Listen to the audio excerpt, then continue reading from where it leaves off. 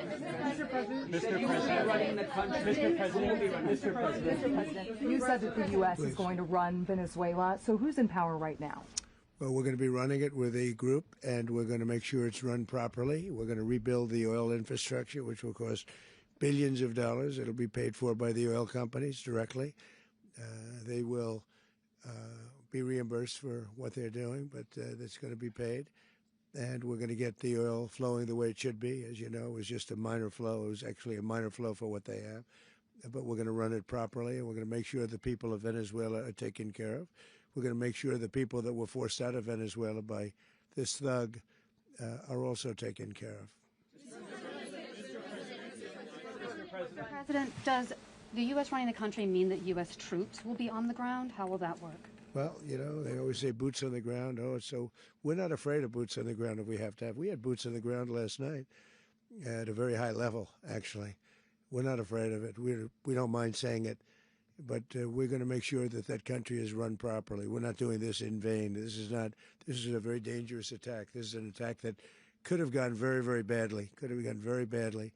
We could have lost a lot of people last night. We could have lost a lot of dignity. We could have lost a lot of equipment. The equipment is less important, but we could have lost a lot. And we're going to make sure that this is proper. We're there now. We're ready to go again if we have to. We're going to run the country right. It's going to be run very judiciously, very fairly. It's going to make a lot of money. We're going to give money to the people. We're going to reimburse people that were taken advantage of. We're going to take care of everybody. It's very important. We couldn't let them get away with it. You know, they stole our oil. We built that whole industry there, and they just took it over like we were nothing. And we had a president that decided not to do anything about it. So we did something about it. We're late, but we did something about it. Yeah, please. Are you explaining the exact mechanism by which you're going to run the country? Are you going to designate a U.S. official to coordinate? Yes, it's all being done right now. We're designating people. We're talking to people. We're designating various people, and we're going to let you know who those people are.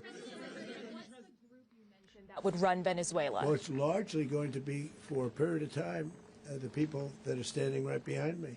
We're going to be running it. We're going to be bringing it back. It's a dead, you know, I talk about a dead country. A year and a half ago, we were a dead country. Now we're the hottest country anywhere in the world. We're a country doing better than any country anywhere in the world. And it required leadership. Venezuela has a lot of bad people in there, a lot of bad people that shouldn't be leading. We're not going to take a chance that one of those people take over for Maduro. So you can look at, and others, we have fantastic people, including people in the military. So we're going to have a group of people running it until such time as it can be put back on track, make a lot of money for the people, and give people a great way of life, and also reimbursement for people in our country that were forced out of Venezuela. Rubio would be... You said earlier today that you weren't going to back Machado to come back and be the opposition leader in your Fox and Friends interview. And then you also mentioned the vice president of Venezuela. Are you going to work with the vice president of Venezuela, or how do you foresee the relationship going? I understand she was just sworn in, but she was, as you know, picked by Maduro.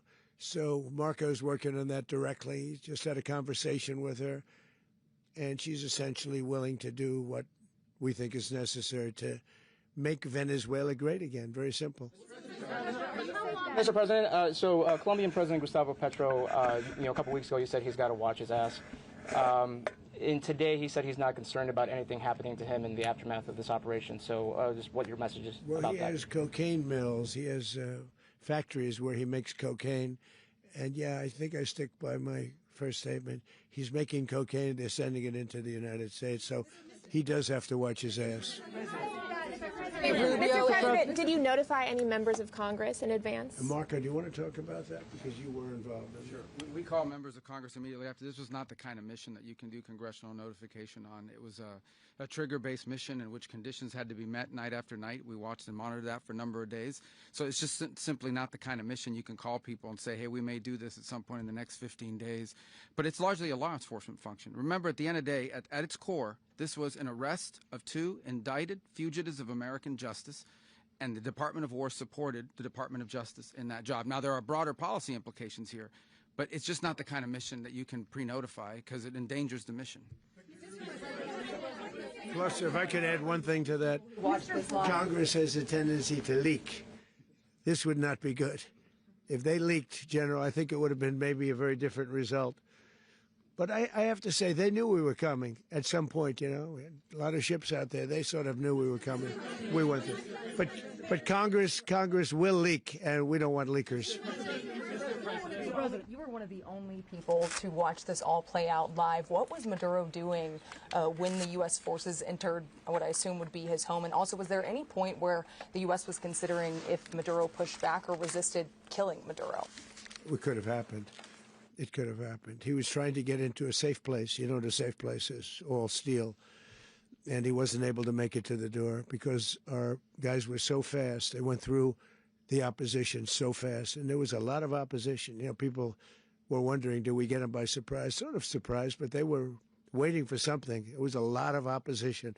There was a lot of gunfire. You saw some of it today. But he was trying to get to a safe place, which wasn't safe because we would have had the door blown up in about 47 seconds, they say on average, regardless of how thick the steel was. It was a very thick door. It was a very heavy door, but he was unable to get to that door. He made it to the door. He was unable to close it. Go ahead, finish. Where is Maduro going to be in the time being right now? Do you know his exact whereabouts? Well, eventually, ultimately, in the near future, he's going to be brought to New York. And where is he going to be held? Where is he going to be held in New York? Do you know? That's going to be up to the officials that do these things. Mr. President, the U.S. has something of a mixed track record of ousting dictators without necessarily a plan for what comes afterwards. Did that weigh on your decision? Well, that's when we had different presidents, but with me, that's not true. With me, we've had a perfect track record of winning. We win a lot, and we win. If you look at Soleimani, you look at al-Baghdadi, you look at the Midnight Hammer. Midnight Hammer was incredible. Right now, you wouldn't have peace in the Middle East. We have essentially peace in the Middle East because of that. If we weren't successful with Midnight Hammer, you wouldn't have peace in the Middle East. So, with me, you've had a lot of victory. You've had only victories. You've had no losses. Yeah. President, can you? How long do you expect the U.S. to run Venezuela, and how soon do you want the Venezuelan people to hold elections? So I'd like to do it quickly, but it takes a period of time. You know, we're rebuilding. We have to rebuild their whole infrastructure. The infrastructure is rotted. It's actually very dangerous. It's blow-up territory. Oil is very dangerous. It's a very dangerous thing to take out of the ground. It can kill a lot of people. It has killed a lot of people doing just that. The infrastructure is old. It's rotted. Much of it is stuff that we put there 25 years ago, and we're going to be replacing it. And we're going to take a lot of money out so that we can take care of the country. Yeah. Are you saying that Secretary Rubio and Mr. President, China, Russia, and Iran have interests in Venezuela. How does this operation affect your relationships with them when it comes to oil and drugs? And Russia, Russia, when we get things straightened out. But in terms of other countries that want oil, we're in the oil business. We're going to sell it to them. We're not going to say we're not going to give it to them. In other words, we'll be selling oil probably in much larger doses because they couldn't produce very much because their infrastructure was so bad. So we'll be selling large amounts of oil to other countries, many of whom are using it now, but I would say many more will come. Now, are you saying, Mr. President, are you saying that, Mr. President, are you saying that? Mr. President, thank you. What is your message to the people of Venezuela today? Of course, the civilian population specifically, they have a lot of questions. What is your message to the people of Venezuela? That you're going to have peace, justice. You're going to have some of the riches that you should have had for a long period of time. It was stolen from you. But you're going to have peace and you're going to have safety. You're going to have justice. You're going to have a country. You're going to have a real country. You're going to have potentially a great country. You know, if you go back 20 years, maybe even a little longer ago, that was a great country. And they destroyed it. Remember I said that if we lose this election, the United States will be Venezuela on steroids. That's what would have happened. Had we lost the election, the 2024 election, we suffered so badly. When you look at the border from 2020, what they did, what Joe Biden administration did to our country should never be forgotten. But if we had to go through another year of that, we would be exactly where Venezuela was in terms. I used to say, if they win, we're going to be Venezuela on steroids, and that's what would have happened. President, thank you. Are you saying that Secretary Hegseth and Rubio are going to be running Venezuela, and will you be sending in U.S. military troops to provide? They're going to be a team that's working with the people of Venezuela to make sure that we have Venezuela right. Because for us to just leave, who's going to take over? I mean, there is nobody to take over. You have a vice president who's been appointed by Maduro, and right now she's the vice president, and she's, I guess, the president. She was sworn in as president just a little while ago. She had a long conversation with Marco, and she said, we'll do whatever you need. I think she was quite gracious, but she really doesn't have a choice. We're going to have this done right. We're not going to just do this with Maduro, then leave like everybody else, leave and say, let it go to hell. If we just left, it has zero chance of ever coming back. We'll run it properly. We'll run it professionally. We'll have the greatest oil companies in the world go in and invest billions and billions of dollars and take out money, use that money in Venezuela. And the biggest beneficiary are going to be the people of Venezuela. And also, I can't stress this strongly enough, the people that got thrown out of Venezuela that are now in the United States, and frankly, some want to stay and some probably want to go back, yeah. In the country, and were any of the detained Americans? Well, right now they're very protected because nobody's going to mess with us. They're very protected. The people of, and we let them know that you better not touch one of them. Are you concerned that bad elements of the Maduro regime will remain in place? Well, we know who they are. We're on them, and they're acting much differently now than they would have acted 2 days ago. Okay, wait, behind you, please. Mr. President, why is running a country in South America America first? Well, I think it is because we want to surround ourselves with good neighbors. We want to surround ourselves with stability. We want to surround ourselves with energy. We have tremendous energy in that country. It's very important that we protect it. We need that for ourselves. We need that for the world. And we want to make sure we can protect it. Yes, sir. Please, go ahead. Yeah, is there a message here for Cuba and Diaz-Canel? Well, Cuba is an interesting case. Cuba is, not doing very well right now. That system has not been a very good one for Cuba. The people there have suffered for many, many years. And I think Cuba is going to be something we'll end up talking about because Cuba is a failing nation right now, very badly failing nation. And we want to help the people. It's very similar in the sense that we want to help the people in Cuba, but we want to also help the people that were forced out of Cuba and living in this country. Do you want to say something about that, Marco, please? Well, I mean, I just gave you a statement a few minutes ago about when the president speaks, you should take him seriously. Suffice it to say, Cuba is a disaster. It's run by incompetent, senile men, and in some cases, not senile, but incompetent nonetheless. It has no economy. It's in total collapse. And by the way, they were, all of the guards that helped protect Maduro, this is well known, their whole spy agency, all that were full of Cubans. I mean, it's amazing. This poor island took over Venezuela in some cases. One of the biggest problems the Venezuelans have is they have to declare independence from Cuba. They tried to basically colonize it from a security standpoint. So, yeah, look, if I lived in Havana and I was in the government, I'd be concerned, at least a little bit. Cutting off the oil flow to Cuba from Venezuela? Well, the president already announced a week ago that anything that's sanctioned oil, it's not going to be allowed to get there. So that's a pre-existing. Mr. President? The answer is yes. Yes. The location of opposition leader Machado, and have you been in contact with her? No, we haven't. No, we haven't.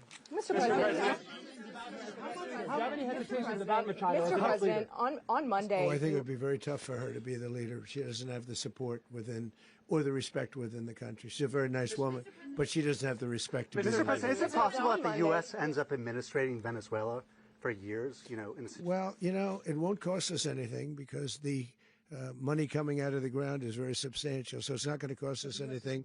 We want safety there. We want to be surrounded by countries that aren't housing all of our enemies all over the world. That's what was happening, and you don't want to have that. But we're going to be rebuilding, and we're not spending money. The oil companies are going to go in. They're going to spend money.